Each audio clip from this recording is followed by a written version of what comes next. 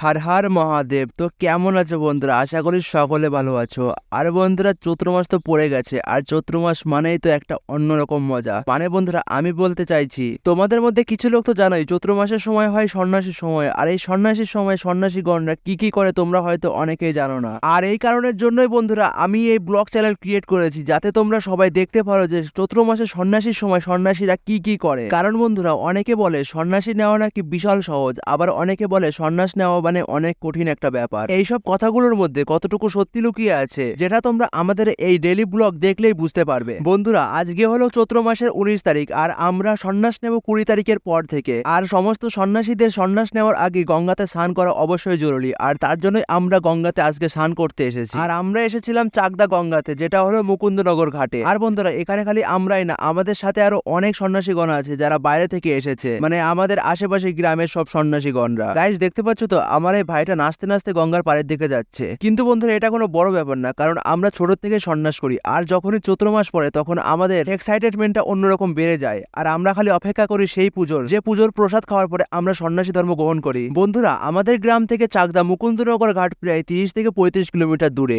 আর এত দূরে ভ্যানে করে আসা মানে বিশাল বড় একটা ব্যাপার, যার জন্য আমাদের খিদেও লেগে যায় আর অনেক জল তেষ্টাও পাই। তার জন্য গাইস আমরা ডিসাইড করলাম যে আগে কিছু খাওয়া দাওয়া করবো, তারপরে আমরা ঠাকুর স্নান করাবো। কিন্তু এই দোকানে এসে দেখি যে এই দোকানে কোনো ফল নেই, খালি জলই পাওয়া যাবে, আর সব আছে চিপস কুরকুরে, কিন্তু ওইসব খেলে তো আর পেট ভরে না। তো তারপরে আমাদের ছেলে পেলে এই দোকানদারের কাছে শুনলো যে এখানে আশেপাশে কোথায় ফল পাওয়া যাবে। তারপরে দোকানদারের কাকা বললো যে মন্দিরের সামনেই ফলের দোকান আছে, আর ওখানে গেলে তোমরা ফল কিনতে পারবে। তো তারপরে আমরা আর দেরি না করে ওই দোকানের দিকে রওনা দিলাম। কিন্তু বন্ধুরা, রাস্তা যা গরম ছিল না, খালি পায়ে একদম পা দেওয়া যাচ্ছিল না। কিন্তু কি করা যাবে, বাবার নামে এসছে, এটুক তো কষ্ট করতেই হবে। আর বাবার নাম করতে করতে দেখলাম গাই সামনে ঢাকের আওয়াজ আসছে, মানে গঙ্গার দিকে আরো একটা দল আসছে স্নান করতে। তো চলো বন্ধুরা, আর দেরি না করে সামনের দিকে এগোনো যাক। আর তোমরা দেখতে পারবে আজকে বাবাকে স্নান করানোর আগে সব বাবার ভক্তরা কি করে বাবাকে নিয়ে আসে। গাইজ, বিশ্বাস করতে পারবে না, রাস্তাতে একদম পাই দেওয়া যাচ্ছে না, এত গরম রাস্তা। কিন্তু কি আর করা যাবে, এইটুকু তো কষ্ট করতেই হবে। গাইজ, এই লোকটাকে দেখো, এই লোকটা মনে হয় বাবার একটু বেশি ভক্ত, কারণ আমি কনফার্ম হয়ে বলতে পারি যে সামনে যে দলটা আসছে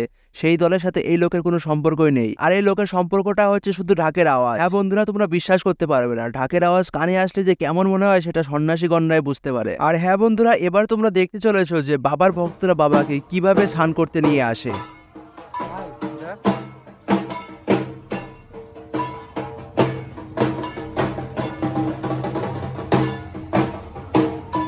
তো বলো বন্ধুরা, কি বুঝলে? আশা করি মনে হয় তোমরা কিছুই বোঝোনি। গাইস, এখনকার মতো বাদ দাও, কারণ আমি তোমাদেরকে আস্তে আস্তে সব বুঝিয়ে বলবো। কিন্তু এর আগে আমাদের প্রচন্ড পরিমাণে খিদে লেগেছে, আগে খেতে হবে কিছু, তারপরে হবে কথা। আর তার জন্য গাইস আমি এই কাকার দোকানটায় আসলাম, দেখলাম যে আশেপাশের মধ্যে খালি এই একটা দোকানই আছে, যে দোকানেতে মোটামুটি 2-3 রকমের ফল আছে, কিন্তু ওইসব ফল কেমন জানি পছন্দ হলো না। তার জন্য বললাম যে কাকাকে কটা শশা দিতে। আর খালি শশাগুলো নিলেই হবে না, শশাগুলো কাটতেও হবে, আর শশাগুলো কাটার জন্য আমাদের কাছে কিছুই নেই, তার জন্য বললাম কাকাকে কেটে দিতে। তো গাইস, তারপরে দেখতে পাচ্ছ কাকা সুন্দর করে শশাগুলো কেটে সাইজ করে দিল, আর তারপরে কাকার হাত থেকে শশাগুলো নিয়ে পেমেন্ট করে আমরা বেরিয়ে পড়লাম গঙ্গার ঘাটের দিকে। কারণ গাইস, আমরা এখানে বসে খাবো না, আমরা যাবো গঙ্গার ঘাটের সামনে, ওখানে গিয়ে খাওয়া দাওয়া হবে। তো গাইস, এখানে আমরা খাওয়ার জন্য নিয়েছি 1 কিলো শশা, জল আর মুড়ি। আর হ্যাঁ বন্ধুরা, একটা কথা তো ভুলেই গেছি, এখন তোমরা মনে করতে পারো যে আমি এত কিছু দেখালাম, এরও দল দেখালাম, কিন্তু আমাদের ঠাকুরটা কোথায়? বন্ধুরা, আমি তো ভিডিও শুরুতে বলেইছি আমরা ভ্যানে এসেছি, আর ভ্যানে ঠাকুর আনা একদমই সম্ভব না। আর ভ্যানে আমরা 5 থেকে 7 জন মানুষ এসেছি, আর আমাদের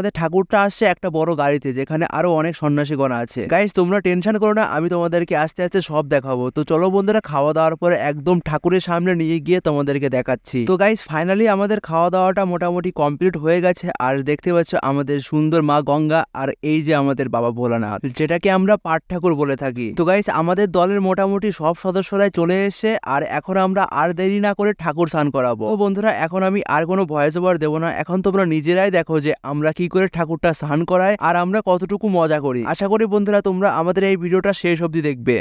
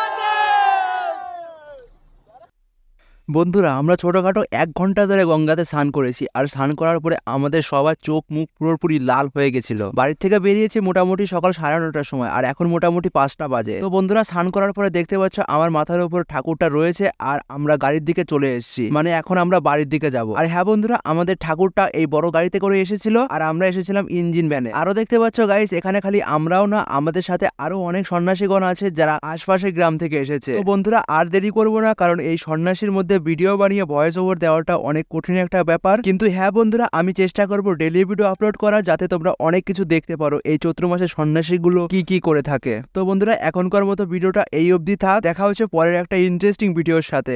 বাই।